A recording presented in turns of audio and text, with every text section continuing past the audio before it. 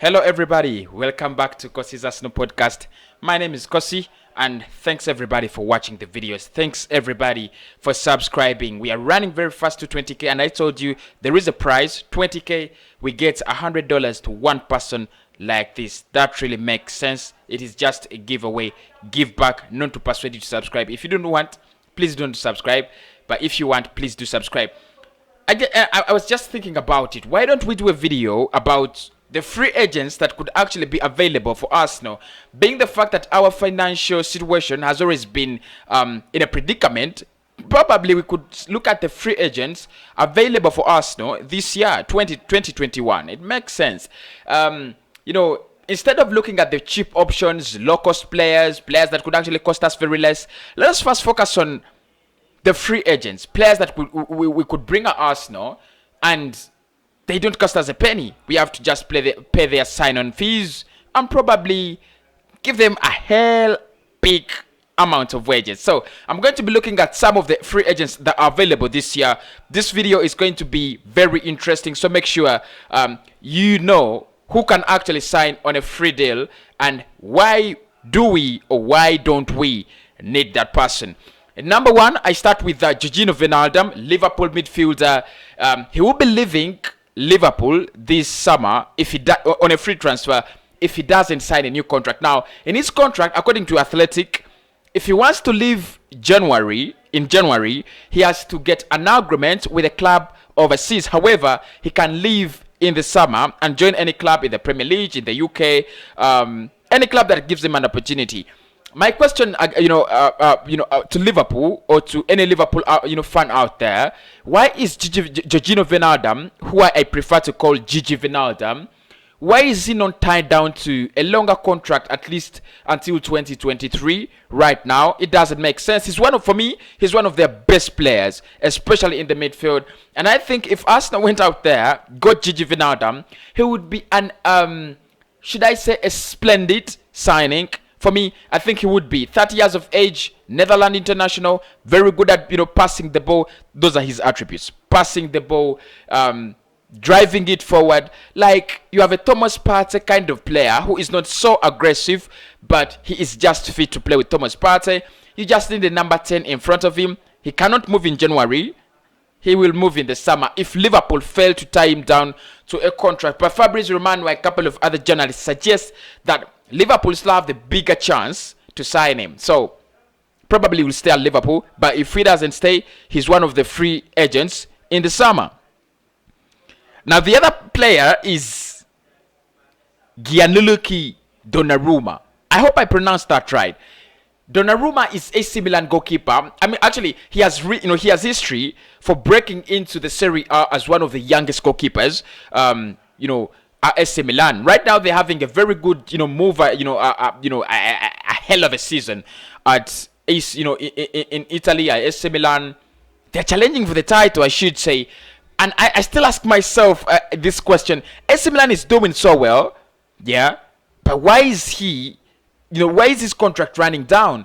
He's no doubt one of the best goalkeepers, one of the best young goalkeepers in the world, Donnarumma.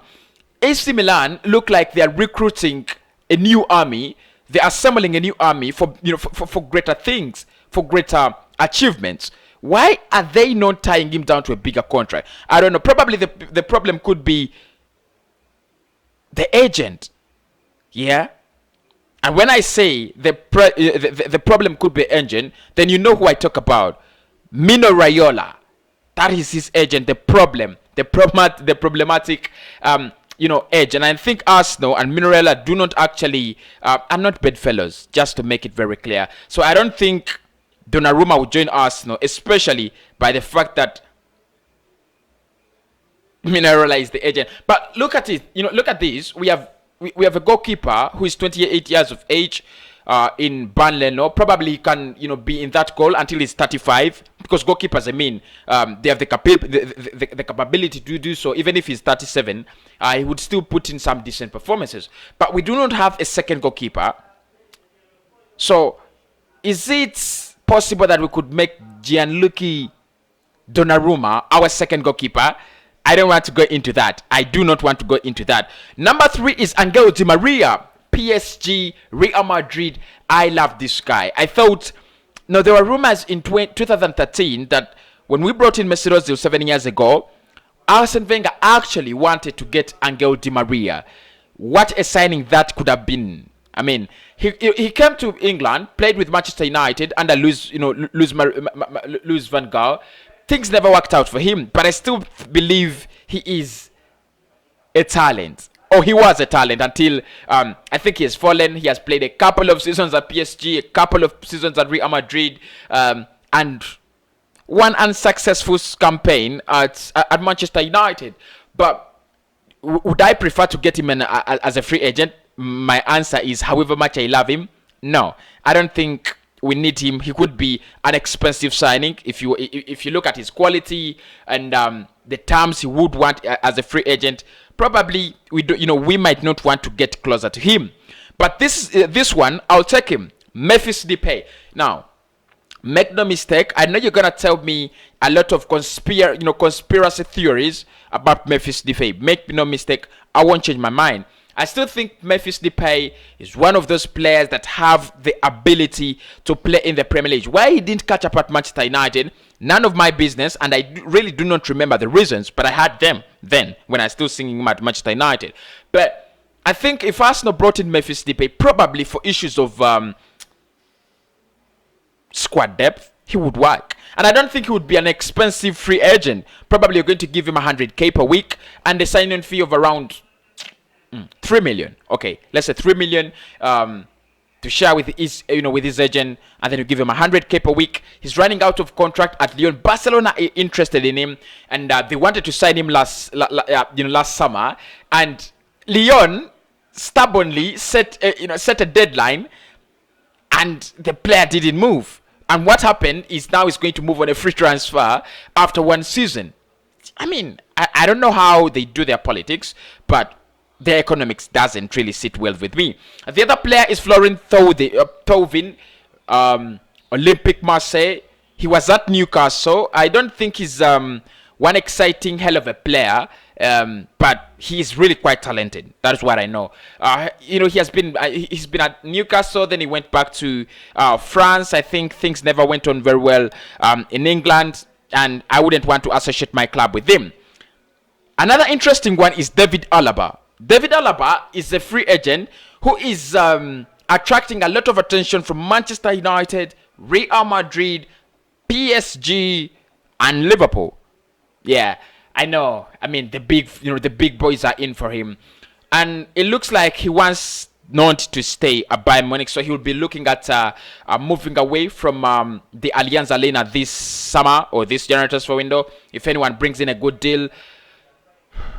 He's one of those left backs I think I'm intrigued with. His performances I can never satisfy with, they can never quench my thirst. He is really, really ecstatic. When you watch him, you don't want to think he's a fullback. You might think he is probably a winger or something like that. He's so talented. And actually, he is this versatile that at country level, he doesn't play as a fullback. He's played as a midfielder, so he's that versatile. And I think he would be a very great addition to Arsenal. Just imagine you have Alaba, you have Kientiani. Left back is sorted. Problem is the right back. But like I told you, the big fish are going for him, so probably we might not get that one. The other player is Sergio Aguero. I've always loved this guy, and probably the age is catching up with him. Injuries are catching up with him. And he wants the money now. He wants the money. No doubt, if he comes to Arsenal, he could be a very good backup striker for Aubameyang. He can even score 20 goals, I think, if he came to Arsenal. I mean, if we can create. But in the summer, he's going to be a free agent. Manchester City don't look like they will be extending his contract. I don't think Arsenal will go for that one, to be very, very honest. And then the other player is also Sergio Ramos, which I don't think Arsenal would go for, and I don't think we should go for him. Most of you are gonna tell me because he's a profile defender, he's a big defender, he has a big name, blah blah blah, whoa. I understand, but still, I would prefer my club not to associate itself with Sergio Ramos. He's going to be an expensive defender. Very expensive, high wages, high sign-on fees. You don't want to go back into the Willian situation in another summer. I don't know which number we are on, but I will allow me introduce another free agent in the name of Jilan Draxler. We were linked with Draxler last summer when we were looking for a creative piece. And sadly, PSG wanted around 15 million just. Arsenal turned away. Now, he's going to be a free agent. I think he's one of those players that have never that will live to regret why they never fulfilled their potential. I think he was in the caliber of Eden Hazard. He's talented.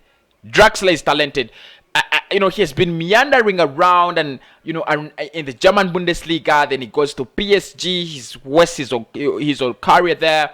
Arsene Wenger, there's no doubt, Arsene Wenger really loved the player, rated him so highly. He wanted to take him at the Emirates Stadium, but the player couldn't accept. He's now a free agent. Probably we can go for him. Diego Costa, we've been linked with Diego Costa. I do not want to that man near Arsenal. I won't even talk about him. And the last player is Arkadiusz Milik. For example, Alexander Lacazette is on fire. I don't know whether he's on fire or he is picking up some few goals. You can call it wherever you want. But I think we need a backup striker to Pierre-Emerick Aubameyang, especially with this kind of nonsense. He's coming up every day, not scoring, and trying to be a little bit worthless to the club. We will need a good striker. Milik is a striker that I do not actually think is that prolific.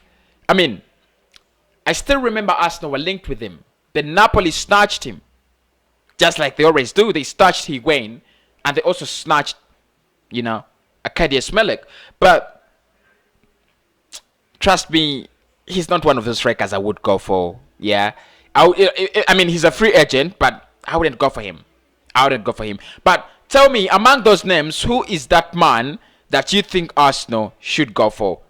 Thanks for watching this video. I love you so much. I'll come back with a transfer roundup in the day. Make sure to smash the like button because I will speak to you very, very soon. As always, come on you Gunners. Come on you Gunners.